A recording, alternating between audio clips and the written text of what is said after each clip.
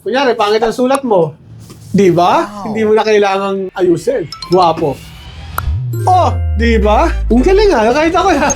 Okay, ngayon, turo ko naman sa inyo kung paano gamitin yung text recognition. O-open nyo lang itong sa pen, pipiliin nyo lang itong merong letter T.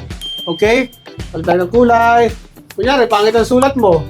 Di ba? Hindi mo na kailangang ayusin. Guwapo. Oh, di ba? Ang galing ha, kahit ako na. Napabilib ako nito ha. Ngayon naman, ituturo naman namin sa inyo yung shape recognition. Pupunta lang kayo sa pen, pipiliin nyo tong pang-5 na pencil dito. Yan, palitan ng kulay. Try natin ang triangle.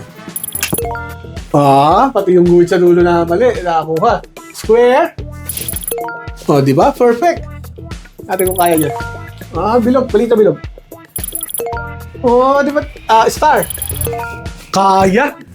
Meron akong alam. Yung isang ganito, medyo nahirapan sa star. Ito, kaya niya. Then, this one is selection tool. Pag kinlik mo siya, pwede ka magsulat. Kunyari, alisin natin itong part na ito.